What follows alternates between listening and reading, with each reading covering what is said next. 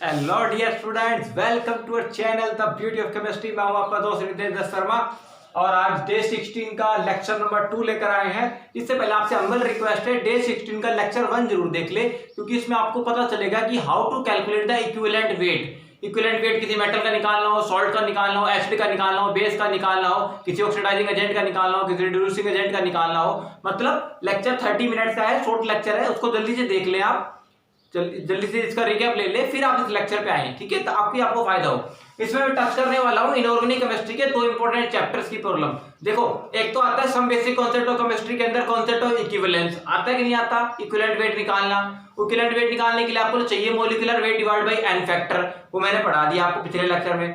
अब equivalent weight को साथ साथ रिलेट करते हुए बहुत ही ब्यूटीफुल क्वेश्चन प्रॉब्लम्स आती हैं स्टोइकियोमेट्री की भी और balancing of the ionic equation. तो मैं आपको शॉर्ट ट्रिक बताने वाला हूं इसमें कि short trick to balance ionic equation of the KMnO4 and K2Cr2O7। I assure you 10 second से कभी कम समय में भी आप किसी भी आयनिक इक्वेशन को बैलेंस कर पाएंगे। And this is your NDS sir short trick. आपके एनडीएस सर की शॉर्ट ट्रिक है, ये समझ के चलिए, ये एनडीएस सर के शॉर्ट ट्रिक है, ठीक है। आपको किसी भी YouTube चैनल पर नहीं मिलेगी। तो ये शॉर्ट ट्रिक आपको बताऊंगा कि KMnO4 और K2Cr2O7 की आयनिक इक्वेशंस को कैसे सॉल्व करते हैं, ठीक है। सो चलिए पहले फंडामेंटल को समझते हैं थोड़ा सा। देखो, KMnO4 जो है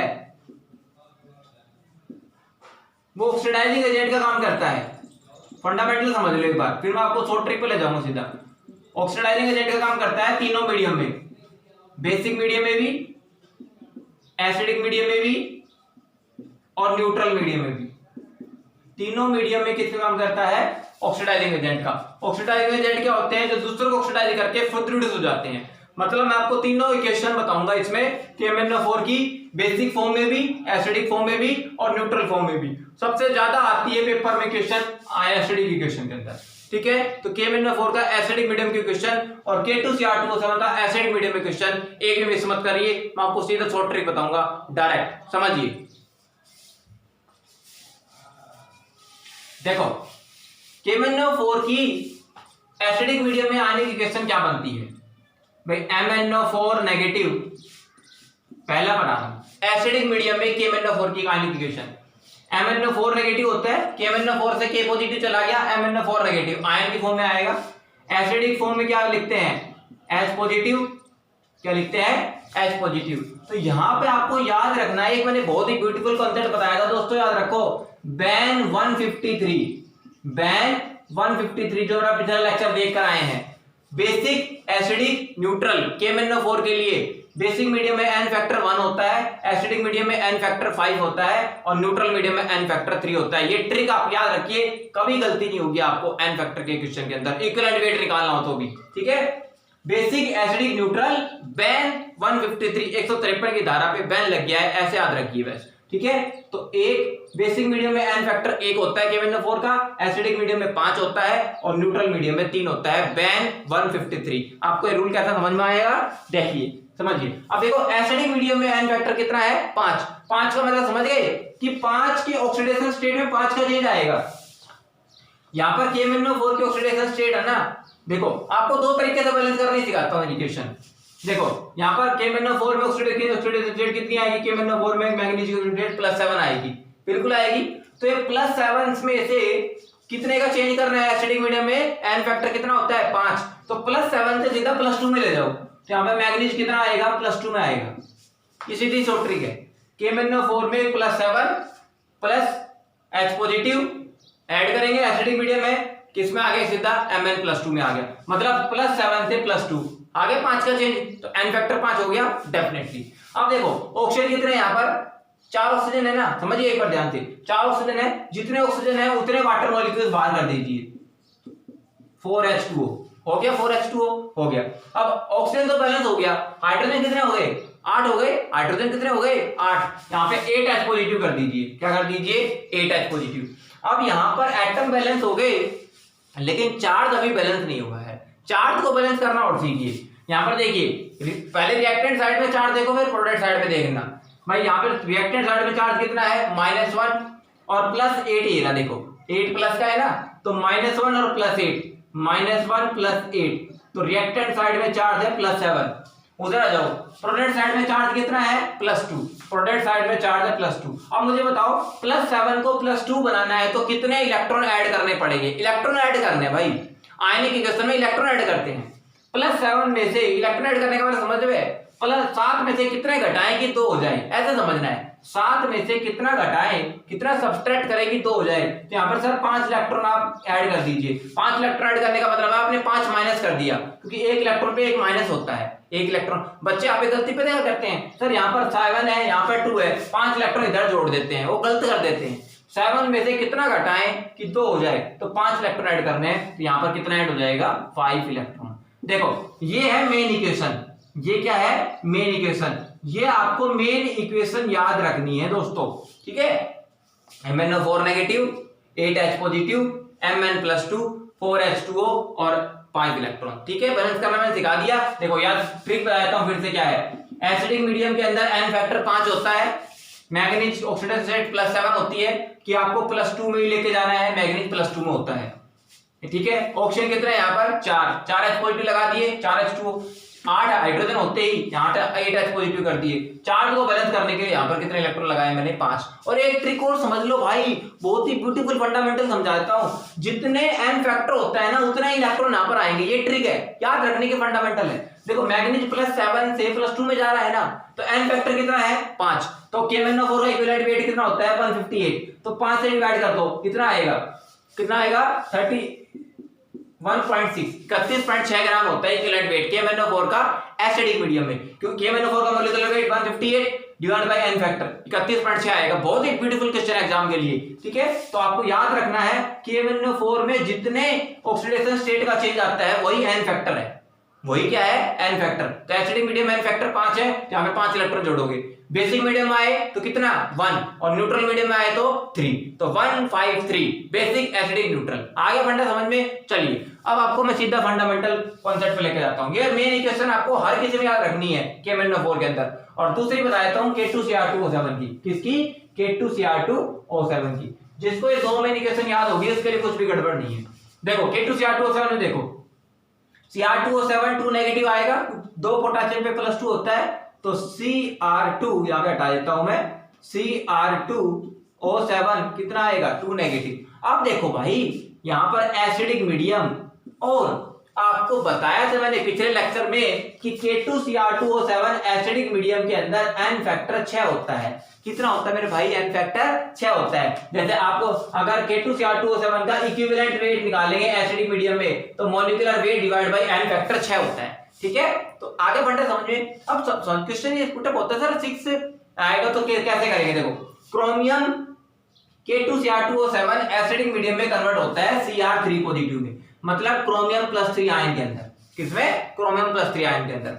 अब बैलेंस करना सिखाता हूं आपको, वास्तव में आपको क्लियर कट आइडिया मिल जाएगा। देखो यहाँ पे ऑक्सीजन कितना है, ऑक्सीजन कितना है 7, तो मैंने कहा था जितने ऑक्सीजन होते हैं उतने वाटर मॉलिक्यूल्स बाहर निकाल दो। कितने वाटर मॉलिक्यूल बाहर आएंगे 7H2O। आगे फंडा समझ में डेफिनेटली आ गया होगा। तो 7H2 में कितने H पॉजिटिव हो गए 14, तो यहाँ पर 14 कर दूं, यहाँ पर कितना जाएगा 14H पॉजिटिव। अब देखो सीधा फंडा समझाता हूं, कुछ भी नहीं करना, पहले एटम बैलेंस कर लेना। यहाँ क्रोमियम कितना है, क्रोमियम कितना है यहाँ पे 2, तो यहाँ पे क्रोमियम कितना आएगा 2 आएगा। अब यहाँ पे या तो ऐसे कर लो, देखो K2Cr2O7 में क्रोमियम पे चार्ज होता है +6, बोलो होता है कि नहीं होता, डेफिनेटली होता है ना। या तो इससे पता चल जाएगा, जैसे मैग्नीशियम यहाँ पे +7 से यहाँ पर जा रहा था +2 में, तो जितने इलेक्ट्रॉन का चेंज है +7 से +2 5 का, तो 5 इलेक्ट्रॉन यहाँ पे ट्रांसफर होंगे। इसमें देख लो चाहे एक क्रोमियम पे चार्ज +6, तो 2 क्रोमियम पे कितना आएगा मेरे भाई, एक पे +6 है, 2 पे कितना आएगा +12, और यहाँ पे देखो एक क्रोमियम पे कितना है +3, तो 2 क्रोमियम पे कितना आएगा +6, तो +12 में से कितना इलेक्ट्रॉन ऐड करें कि +6 हो जाए, अरे 6 इलेक्ट्रॉन जोड़ करो, सीधा आ गया। तो यही तो फंडामेंटल है, जो n फैक्टर है वही आपको इलेक्ट्रॉन ऐड करने हैं यहाँ पर, यही फंडामेंटल है, यही रीत है, यही कॉन्सेप्ट है, ठीक है। चलिए तो आपको 2 मेन इक्वेशन याद रखनी है, ये 2 मेन इक्वेशन याद रखनी है। MnO4 negative +8H positive +5 electron, Mn+2 +4H2O, ठीक है। चाहे इसको आप कॉपी में करके देखोगे तो टाइम नहीं लगने वाला। Cr2O7 2 negative +14H positive 6 electron और और यहाँ पर 2Cr3 पॉजिटिव प्लस 7H2O। आगे फंडामेंटल समझ में। अब आपको रिएक्शन बैलेंस करना सिखाता हूं अलग अलग कॉन्सेप्ट के साथ, ठीक है। अलग अलग कॉन्सेप्ट मिलेंगे तो कैसे करेंगे देखिए।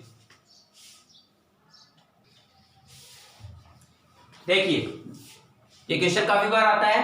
MnO4 नेगेटिव Fe+2 फेरस है और H पॉजिटिव एसिडिक मीडियम है। ये तो पता चल गया कि KMnO4 में MnO4 नेगेटिव, मतलब इस आयनिक इक्वेशन को बैलेंस करना है। अब आपको बता दूं जेईई मेंस और नीट भाई क्वेश्चन कैसे पूछेगा वो समझना है, ठीक है। कुछ प्रॉब्लम्स में इसकी आयनिक इक्वेशन की अगले सेक्शन में लूंगा, अगले लेक्चर में, और आपको बहुत ही ब्यूटीफुल फंडामेंटल के साथ रिलेट कराऊंगा। फिलहाल यहाँ पर क्वेश्चन क्या पूछ लिया जेईई मेंस ने, सोचो जेईई मेंस ने यहाँ पर क्वेश्चन पूछा था। यहाँ पर स्टोइकोमेट्रिक कोएफिशिएंट x है, स्टोइकोमेट्रिक कोएफिशिएंट x है, यहाँ पर स्टोइकोमेट्रिक कोएफिशिएंट y है और यहाँ पर स्टोइकोमेट्रिक कोएफिशिएंट z है। तो आपको x y z की वैल्यू बतानी है, x कितना है, y कितना है और z कितना है। ये बहुत ही ब्यूटीफुल क्वेश्चन है। और आगे आगे देखो जेईई मेंस है ना, ऑनलाइन एग्जाम ले लग गया तो क्वेश्चन ऐसे पूछ सकता है। देखो क्वेश्चन कैसे कैसे कंफर्म करके पूछ सकता है। तो आप मुझे बताएंगे कि sir x plus Y plus Z की वैल्यू कितनी आएगी। पहला क्वेश्चन आप मुझे बताएंगे x plus Y minus Z की वैल्यू कितनी आएगी।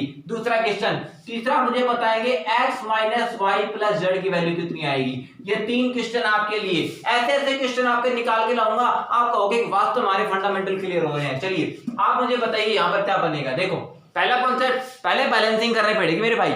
जिसको बैलेंसिंग नहीं आती वो क्वेश्चन में फंस जाएगा। देखो बैलेंसिंग दिखाता हूं। पहले तो क्या करो, इस Fe+2 को भूल जाओ, Fe+2 को भूल जाओ। पहले मेन इक्वेशन बैलेंस करो, पहले मेन इक्वेशन लिख लो जितना जल्दी लिख सकते हो। देखो आपको करके दिखाता हूं। देखो MnO4 नेगेटिव, सर ने सिखाया था कि सर H पॉजिटिव हो तो क्या बना दो, Mn+2 बना दो, और 4 ऑक्सीजन है तो सर ने कहा था 4 H2O निकल जाएंगे, 4 हाइड्रोजन है तो यहाँ पे 8 H पॉजिटिव हो जाएंगे। एन फैक्टर कितना होता है 5, तो सर ने कहा था यहाँ पे 5 इलेक्ट्रॉन जोड़ दो। हो गई मेन इक्वेशन। अब सीधा फेरस को उठा लाओ। किसको उठा लाओ, फेरस को। अब आपको पता होना चाहिए फेरस आयरन पे चार्ज होता है +2 और ऑक्सीडाइजिंग एजेंट है। ऑक्सीडाइजिंग एजेंट क्या करता है, ऑक्सीडेशन करता है, तो फेरस को बदलता है फेरिक में। मैं आपको लिस्ट दे दूंगा, आपको 6 से 7 कंपाउंड्स जो सबसे ज्यादा जेईई मेंस और नीट पूछता है उसकी मैं लिस्ट दे दूंगा बकायदा, कि फेरस फेरिक में जाता है, आयोडाइड आयोडीन में जाता है, सल्फाइड सल्फेट में जाता है, नाइट्राइट नाइट्रेट में जाता है, ऑक्सीलेट कार्बन डाइऑक्साइड गैस में जाता है, सल्फर डाइऑक्साइड सल्फेट में जाता है। तो आपको ऐसी लिस्ट दे दूंगा, एक भी क्वेश्चन आपका बाहर से नहीं आएगा इसके अंदर। तो फेरस किस में जाता है, फेरिक में। अब रिएक्शन को बैलेंस करना दिखाता हूं। यहाँ पे आयरन पे चार्ज देखो कितना है +2, यहाँ पे आयरन पे चार्ज देखो कितना है +3, तो इधर +2 इधर +3 है, तो चार्ज बैलेंस होना चाहिए। इधर 2 है इधर 3 है, तो कितने इलेक्ट्रॉन ऐड कर दूंगा यहाँ पर 1। देखो 2 1 इलेक्ट्रॉन ऐड कर दिया तो यहाँ पे 2 हो गया, इधर भी कितना हो गया 2। अब करना क्या है भाई, इस रिएक्शन में इलेक्ट्रॉन है 5, इस रिएक्शन में इलेक्ट्रॉन कितने हैं 1, तो नीचे वाली रिएक्शन को 5 से मल्टीप्लाई करके ऐड कर दो, ये बैलेंसिंग हो गई। जितनी आसान टेक्निक है, देखो कितना आसान है। मेन इक्वेशन आप याद करके जाओगे पेपर के लिए, मेन इक्वेशन आप याद करके जाओगे। इनकी मैं लिस्ट दे दूंगा कि फेरस फेरिक में जाता है, तो फेरस फेरिक में जाता है तो 1 इलेक्ट्रॉन का ट्रांसफर होता है, तो यहाँ पे 5 से मल्टीप्लाई कर देंगे क्योंकि इलेक्ट्रॉन बैलेंस होना बहुत जरूरी है। अब 5 से मल्टीप्लाई करो, सीधा आंसर आ गया आपका। आंसर आ गया मेरे भाई। देखो MnO4 नेगेटिव प्लस, ठीक है, 8H पॉजिटिव। एक मिनट यहाँ पर 5 है, हाँ, तो नीचे वाली इक्वेशन को हमने 5 से मल्टीप्लाई कर दिया, तो यहाँ पर कितना आएगा 8H पॉजिटिव और Fe+2 5 से मल्टीप्लाई करेंगे तो यहाँ कितना आएगा 5 Fe+2 प्लस 8H पॉजिटिव, और यहाँ पर कितना आएगा Mn+2 प्लस Fe+3 कितना आएगा, Fe+3 5 से आएगा। पर नीचे रिएक्शन 5 से मल्टीप्लाई हुई, देखो इलेक्ट्रॉन इलेक्ट्रॉन तो कैंसिल हो जाएंगे, और यहाँ पर 4H2O। देखो ये इक्वेशन बैलेंस हो गई। अब आपको वैल्यू उठानी कौन कौन सी, x की वैल्यू 1 है, इस पूरी मेन इक्वेशन में कोएफिशिएंट उठा लो। x की वैल्यू 1 है, y वैल्यू कितनी है 5 है, और z की वैल्यू कितनी है 8 है। तो आपको x y z तीनों वैल्यू मिल गई, दिस इज द आंसर। देखो कितना आसान फंडामेंटल है, आपको मैंने एक ही फंडामेंटल से कैलकुलेट कर दिया। मेन इक्वेशन आप याद करके जाओगे, दूसरा याद कर लो। अब वैल्यू पुट करके देख लो, x plus y plus z 1 plus 5 plus 8 कितना आएगा 14 आंसर है इसका।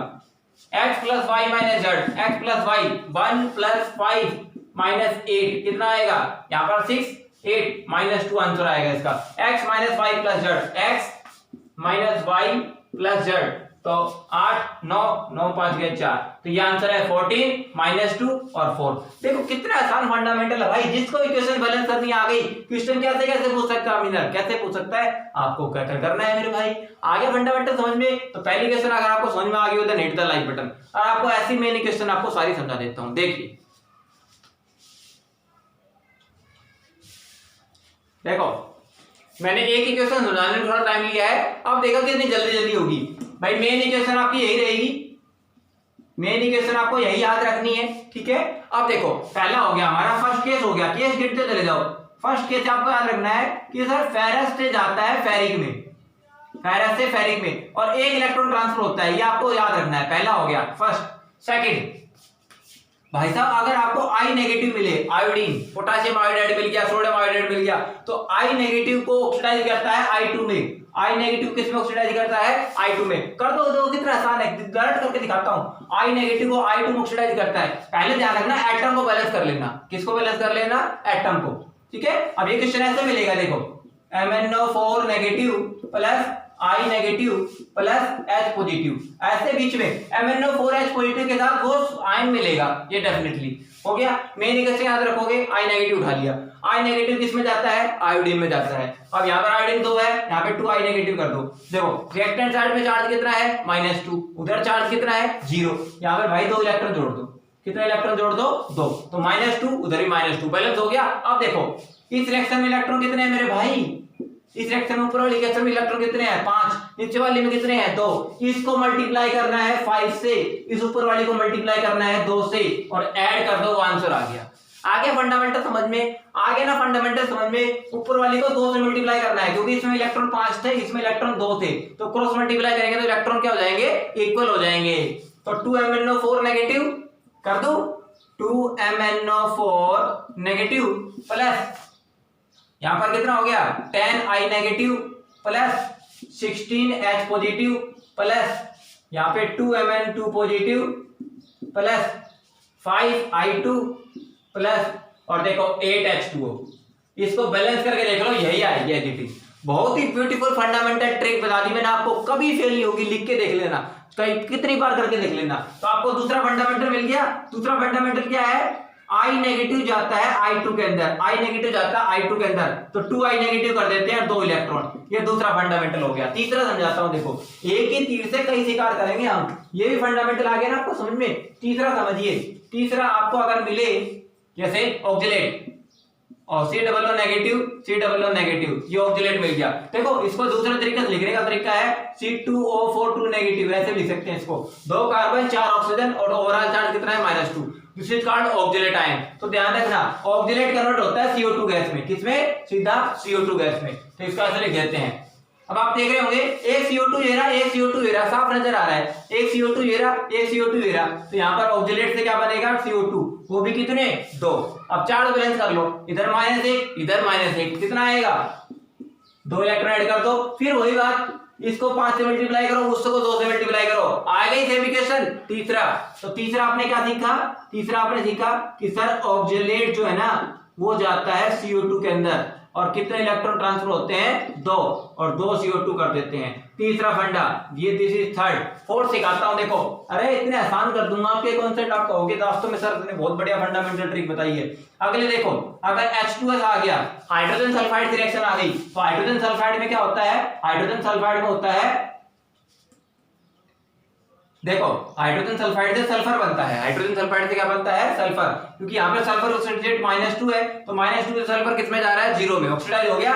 तो देखो, और यहाँ पर बैलेंस कैसे करोगे? क्योंकि H2S को आप ब्रेक कर सकते हो, HS + 2H पॉजिटिव, ऐसे ब्रेक कर लेना आपको। अब भाई H2S को ब्रेक कर लेना है, S + 2H पॉजिटिव। अब इधर चार्ज तो 0 है, न्यूट्रल है, उधर चार्ज कितना है? +2, और +2 में 2 इलेक्ट्रॉन और जोड़ दो, -2 हो गया, +2 -2, उधर भी 0 हो गया, इधर भी 0 हो गया। तो आपको चौथा फंडामेंटल मिल गया। फोर्थ फंडामेंटल क्या है? H2S मिले तो आपको सल्फर बनाना है, सल्फर के साथ 2H पॉजिटिव और 2 इलेक्ट्रॉन, ये आपका हो गया फोर्थ फंडामेंटल। आपको ऐसे टेबल इसलिए बनवा रहा हूं। अब आगे इसमें उसको 5 से मल्टीप्लाई करेंगे, उसको 2 से मल्टीप्लाई करेंगे, आंसर आ गया। अगली देखो, अगली आपको कौन सी मिल जाए? हाँ, आपको मिल गया नाइट्रेट, नाइट्राइट, और नाइट्राइट को भी नाइट्रेट बनाएगा। नाइट्राइट को क्या बनाएगा? नाइट्रेट। तो नाइट्राइट को बनाता है नाइट्रेट, ठीक है। अब ये रिएक्शन बैलेंस करने आपको सिखाता हूं, थोड़ा सा सीखिए इसको, थोड़ा सा पजलिंग है ये, इसमें बच्चे गलती कर देते हैं। देखो नाइट्राइट, ये है नाइट्राइट आयन, ये आया है पेपर क्वेश्चन में, नाइट्राइट को नाइट्रेट। अब यहाँ पे थोड़ा सा फंडामेंटल आपको प्रेजेंस ऑफ माइंड लगाना है, वो क्या है, देखो नाइट्राइट में एन नाइट्रोजन नाइट्रोजन तो बैलेंस है, यहाँ पर ऑक्सीजन कितने हैं 2, यहाँ पर ऑक्सीजन बोलो कितने हैं 2 है, यहाँ पर ऑक्सीजन कितने हैं 3 है। सर इधर ऑक्सीजन 2 है उधर ऑक्सीजन 3 है, पहले ऑक्सीजन को बैलेंस करना सिखाता हूँ। देखो इधर NO2 है नेगेटिव, इधर ऑक्सीजन 2 है, उधर ऑक्सीजन कितने हैं 3, इधर कितने ऑक्सीजन कम है बताओ जल्दी जल्दी, कितने ऑक्सीजन कम है, एक ऑक्सीजन कम है, तो एक ऑक्सीजन कम है तो एक वाटर मॉलिक्यूल ऐड कर दो। यही फंडामेंटल मेरे भाई, सबसे बढ़िया ट्रिक बता रहा हूं आपको। NO2 में एक ऑक्सीजन 2 ऑक्सीजन है, उधर 3 ऑक्सीजन है, ऑक्सीजन बैलेंस करने के लिए इधर एक वाटर मॉलिक्यूल ऐड कर दो, हो गया। अब यहाँ पर 2 हाइड्रोजन है ना, तो सीधा 2 H पॉजिटिव उधर बाहर निकाल दो, 2 H पॉजिटिव उधर क्या कर दो बाहर निकाल दो। देखो चार्ज तो पहले से ही बैलेंस था, NO2 पे नेगेटिव था, NO3 पे नेगेटिव था, नेगेटिव नेगेटिव बैलेंस था, लेकिन अब देखो उधर 2 H पॉजिटिव एक्स्ट्रा हो गए, और 2 H पॉजिटिव को बैलेंस करने के लिए 2 इलेक्ट्रॉन जोड़ दो ना। आगे फंडामेंटल समझ में, नीचे वाली इक्वेशन 5 से मल्टीप्लाई हो जाएगी, ऊपर वाली 2 से मल्टीप्लाई हो जाएगी, फिर से वही आंसर आएगा मेरे भाई। कितना बढ़िया फंडामेंटल मैंने बता दिया। अब जितनी बताते जा रहा हूं ना, इनको क्रॉस मल्टीप्लाई करके अपनी नोटबुक में नोट करते जाना, कभी गलती नहीं होगी, लिख के देख लो, ठीक है।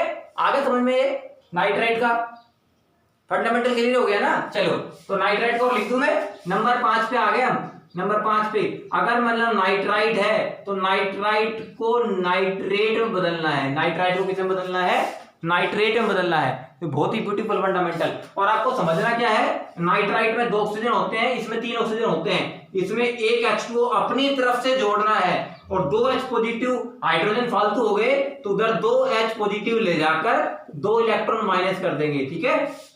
ये अपने आप से याद आ जाएगा, जब आपको 3-4 बार प्रैक्टिस करोगे ना, अपने आप से याद आ जाएगा ये, ठीक है। ये टेबल आपको कंठस्थ हो जाएगी, देखना जब आप बार बार प्रॉपर प्रैक्टिस करोगे। कितने हो गए 5 हो गए। छठा नंबर देखो, 6 नंबर सल्फाइड आ जाए, ये पेपर में आया हुआ है जेईई मेंस में क्वेश्चन, और नीट में भी आया हुआ है। अगर मान लो सल्फाइड है, SO3 2 नेगेटिव, क्या है सल्फाइड, तो ध्यान रखना आपको, ये सल्फाइड को ऑक्सीडाइज करता है सल्फेट में, सल्फाइड को किसमें ऑक्सीडाइज करता है सल्फेट में। अब फिर से वही फंडामेंटल है, जिसने नाइट्राइट नाइट्रेट समझ लिया उसके लिए कुछ भी नहीं है। इसमें बताओ कितनी ऑक्सीजन है 3, उसमें कितनी है 4। क्या सर ने क्या सिखाया था, जितनी ऑक्सीजन कम है उतने वाटर मॉलिक्यूल जोड़ दो, हो गया क्लियर है। 4 ऑक्सीजन, कितने H पॉजिटिव है 2 H पॉजिटिव बाहर निकाल दो, और 2 H पॉजिटिव बाहर निकालते ही 2 इलेक्ट्रॉन कर दो, क्योंकि सल्फाइड और सल्फेट में तो -2 पहले से बैलेंस था, उधर 2 H पॉजिटिव करोगे तो 2 इलेक्ट्रॉन। फिर से वही बात, नीचे वाले इक्वेशन को 5 से मल्टीप्लाई करो, ऊपर वाले को 2 से मल्टीप्लाई करो, ऐड कर दो भाई साहब, इतना आसान फंडामेंटल। छठा नंबर क्या हो गया, 6 नंबर हो गया। सर ने सिखाया है सल्फाइड को सल्फेट में लेके जाना है, ठीक है, सल्फाइड को सल्फेट में, सल्फाइड में अपनी तरफ से एक वाटर मॉलिक्यूल जोड़ना है, इसमें 2 H पॉजिटिव जुड़ जाएंगे अपने आप, और 2 इलेक्ट्रॉन माइनस, ठीक है। तो ये हो गया 6 नंबर। चलो और बताओ भाई, कितने भी पढ़ लो, आपका एक भी गलत हो जाए तो मेरे को आके बोल देना कि सर आपका ये गलत आ गया। एक देखो 3 +2 से जाता है 3 +4 में, 3 अपने ऑक्सीडेशन स्टेट को बढ़ा लेता है, ऑक्सीडाइज हो जाता है। देखो इधर +2, उधर कितना है +4, तो कितने इलेक्ट्रॉन ऐड होंगे 2 इलेक्ट्रॉन ऐड होंगे, हो गया बैलेंस। तो 7वां नंबर 7 हो गया, 3 +2 से जाता है 3 +4 के अंदर, और कितने इलेक्ट्रॉन ऐड होते हैं 2 इलेक्ट्रॉन ऐड होते हैं। तो this is all about the very important fundamental. कभी गलती नहीं होगी, करके देख लो कितनी बार भी, 20 बार करके देख लो चाहे, ठीक है। अब आपको देखो मेन चीज समझाता हूं, अगर जिसको MnO4 नेगेटिव की KMnO4 में से MnO4 नेगेटिव रिएक्शन समझ में आ गई मेरे भाई, और K2Cr2 की मेन इक्वेशन सबको याद ही होती है, यही फंडामेंटल है, यही ट्रिक लगेगी। फेरस से फेरिक, आयोडाइड से I2, ऑक्जेलेट से CO2, H2S से सल्फर, नाइट्राइट से नाइट्रेट, सल्फाइड से सल्फेट, 3 +2 पॉजिटिव से 3 +4, और एक और आ गया याद है आपको मेरे को 8वां सल्फर डाइऑक्साइड। देखो सल्फर डाइऑक्साइड गैस भी पास कर देते हैं, आपको पता होगा सल्फर डाइऑक्साइड गैस KMnO4 में पास करते हैं तो उसका पर्पल कलर डिसअपीयर हो जाता है, बहुत ही ब्यूटीफुल टेस्ट है ये। और K2Cr2O7 में पास करते हैं ना, कि तो K2Cr2O7 का कलर ऑरेंज होता है, पता होगा आपको, K2Cr2O7 का कलर ऑरेंज होता है, उसमें सल्फर डाइऑक्साइड गैस पास करने से कलर ग्रीन हो जाता है। ध्यान रखना फंडामेंटल क्या बोला मैंने,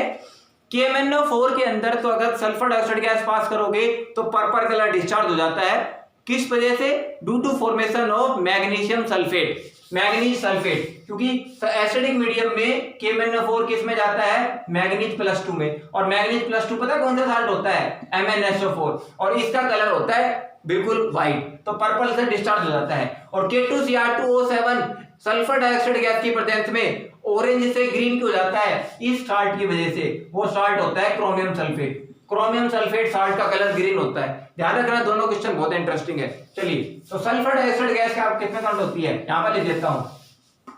यहां पर ध्यान रखना है, सल्फर डाइऑक्साइड गैस, देखो सल्फाइड भी सल्फेट में जाता है, सल्फाइड भी सल्फेट में जाता है, और सल्फर डाइऑक्साइड गैस भी सल्फेट में जाती है। ये बहुत ही ब्यूटीफुल फंडामेंटल है, समझना आपको। सल्फर डाइऑक्साइड भी किस में जाता है, सल्फेट में जाता है। अब यहां पर चीज समझने की है, देखो यहां पर चीज समझने की है। यहां पर देखो कितने ऑक्सीजन है, 4, उधर कितने हैं, इधर 2 है, उधर 4 है। सर ने क्या सिखाया था, जितने ऑक्सीजन कम हो उतने वाटर मॉलिक्यूल ऐड कर दो। कितने वाटर मॉलिक्यूल ऐड होंगे, 2।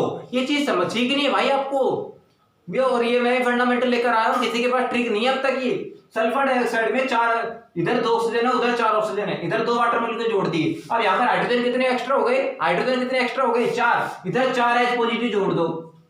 अब चार्ज बैलेंस कर रहे हैं ना, देखो इधर चार्ज कितना है, 0, न्यूट्रल लेकर दोनों चीजें। उधर चार्ज देखो -2 और इधर +4, और इधर -2 और ऐड कर दूं तो -2 -4 और +4, इधर भी हो गया 0। मतलब सल्फर डाइऑक्साइड में 2 ऑक्सीजन होते हैं और सल्फेट में 4 ऑक्सीजन होते हैं। तो करना क्या है, अपनी तरफ से 2 वाटर मॉलिक्यूल जोड़ देने हैं। तो क्या होगा, इधर से सीधा 4 H पॉजिटिव निकल जाएगा और 2 इलेक्ट्रॉन। ये हो गया फॉर्मूला चार्ट नंबर 8। भाई साहब इसका स्क्रीनशॉट ले लो, कभी भी आपको अश्योर करता हूं, कभी भी गलती हो जाए KMnO4 की और K2Cr2O7 के आने की क्वेश्चन मेरे को आके बोल देना। 1 2 3 4 5 6 7 8, ठीक है, 8 के 8 है, इनका एक बार स्क्रीनशॉट ले लीजिए। और आपको मेन क्वेश्चन अब Cr2O7 की ओर पढ़ा देता हूं। देखो एक पढ़ में समझ में आ जाएगी। जिसको KMnO4 समझ में आ गया मेरे भाई, K2Cr2O7 उसके लिए कुछ भी नहीं है, क्योंकि K2Cr2O7 की मेन इक्वेशन सर ने क्या पढ़ाई है कि सर Cr2O7 2 नेगेटिव, जिसमें से क्या ऐड करते हैं, सर ने सिखाया था कि यहां पर H पॉजिटिव ऐड करते हैं, और साल्ट कौन सा बनता है, क्रोमियम +3, यही बनता है। सर ने कहा था 7 ऑक्सीजन है, उधर 7 वाटर मॉलिक्यूल जोड़ देना। यहाँ पर 14 H पॉजिटिव हो गए, तो यहाँ पर 14 ऐड कर देना। यहाँ पर क्रोमियम 2 है, उधर क्रोमियम 2 कर देना, और N फैक्टर सबको पता ही है कितना होता है, 6। आ गया मेरा भाई समझ में, फंडामेंटल बिल्कुल आ गया होगा आपको समझ में। अब देखो आपको करके दिखाता हूं। मान लो दूसरी क्वेश्चन है, दूसरी क्वेश्चन कैसे आ गई पेपर में, ये आ गई Cr2O7 2 negative, I negative plus H positive. इसमें X, Y और Z की वैल्यू बतानी है। समझ में आ गया, X की, Y की और Z की वैल्यू आपको बतानी है तीनों, ठीक है। ऊपर वाला फंडामेंटल आपको दिख रहा होगा, यस। अब देखो दूसरी क्वेश्चन है, अब लिख के देख लो। एक जिसको एक समझ में आ गई ना, सारा वही रोल है एज इट इज। देखो करके दिखाता हूं। I नेगेटिव लिख लिया, सर ने क्या सिखाया था, I नेगेटिव किस में जाता है मेरे भाई, I2 में जाता है। और सर ने कहा था पहले आयोडीन बैलेंस कर लेना, और फिर 2 नेगेटिव चार्ज है, उधर 0 है, सर ने कहा था इधर 2 इलेक्ट्रॉन ऐड कर लेना। अब मेरे भाई उधर इतने इलेक्ट्रॉन कितने हैं, 6 है, उधर कितने हैं मेरे भाई, 2 है। यहाँ कितने से मल्टीप्लाई हो जाएगी सर, 3 से मल्टीप्लाई करके ऐड कर दो, आंसर आ गया। इतनी आसान चीजें कर दूंगा आपकी, आप कहोगे I will be the famous by the name the man of the thousands of the tricks। मेरे पास इतनी फंडामेंटल ट्रिक्स है फिजिकल केमिस्ट्री की, इनऑर्गेनिक केमिस्ट्री की, ऑर्गेनिक केमिस्ट्री की, आप सुनते सुनते रह जाओगे। आपको इतनी फंडामेंटल ट्रिक्स बता के जाऊंगा मैदान वो इस क्रैश कोर्स के दौरान। K2Cr2O7 देखो ऐड करो, इक्वेशन नीचे वाले को 3 से मल्टीप्लाई करना है, ऊपर वाली सेम रहेगी, तो क्या आएगा, Cr2O7 2 negative plus 14 H positive plus 3 से मल्टीप्लाई करोगे क्या आएगा, 6I नेगेटिव। भाई इलेक्ट्रॉन तो कैंसिल हो गए, यहां पर कितना आएगा, 2Cr3 पॉजिटिव प्लस 7H2O, और I2 कितना हो गया, 3I2। अब देखो कितना आ गया, x वैल्यू ये थी, ये y था, नहीं सॉरी ये y था और ये z था, तो हमारा x आ गया 1, x तो 1 है, y की वैल्यू किसने पूछी थी, I negative with respect to y 6 आ गया, और z कितना आया हमारा 14। तो ये आंसर है मेरे भाई, आगे ना, कभी गलती नहीं होगी, लिख के दे रहा हूं। कोई सी भी क्वेश्चन करके देख लो, कोई सी भी करके देख लो, जिसको ये चार्ट याद है उसके लिए खत्म हो गया क्वेश्चन, फंडामेंटली खत्म हो गया। चलो एक और आपकी तसल्ली के लिए करके दिखा देता हूं, बताओ कौन सा करके दिखाऊं, नाइट्रेट का करके दिखा दूं। देखो नाइट्रेट का करके दिखा देता हूं। फिर से वही है, कुछ भी नहीं करना, नाइट्राइट का नाइट्रेट में जाएगा, 2 ऑक्सीजन 3 ऑक्सीजन। सर ने दिखाया था एक वाटर मॉलिक्यूल जोड़ देना, एक वाटर मॉलिक्यूल जोड़ते ही 2H पॉजिटिव बाहर कर देना और 2H पॉजिटिव के साथ 2 इलेक्ट्रॉन ऐड कर दो। कितने नीचे कितना आ रहा है 2 इलेक्ट्रॉन, ऊपर कितना आ रहा है 6, इक्वेशन को 6 3 से मल्टीप्लाई करके ऐड कर दो, आंसर आ गया। तो this is the fundamental trick and yes sir trick to balance the ionic equations of the KMnO4 and K2Cr2O7। Rule याद रखना, बैन 153, बेसिक एसिडिक न्यूट्रल 153, ठीक है। इक्विवेलेंट वेट मैंने निकालना सिखा दिया। अब कुछ और प्रॉब्लम के साथ आता हूं जो इन आयनिक इक्वेशन को बैलेंसिंग करते हुए जो एग्जाम में जेईई मेंस ने नीट ने पूछी है, ठीक है। और एक बहुत ही ब्यूटीफुल फंडामेंटल ट्रिक और बताऊंगा आपको कि how to calculate the equivalent weight in a disproportionation reaction. अगर किसी रिएक्शन में सेम एलिमेंट ऑक्सीडाइज भी हो रहा है, रिड्यूस भी हो रहा है, तो उसमें इक्विवेलेंट वेट कैसे निकालेंगे, ये भी एनडीए सर के पास ट्रिक है। So just wait and watch day 16 lecture number 2 दोनों देख लेना, पहले 1 देखना फिर 2 देखना। Thank you so much.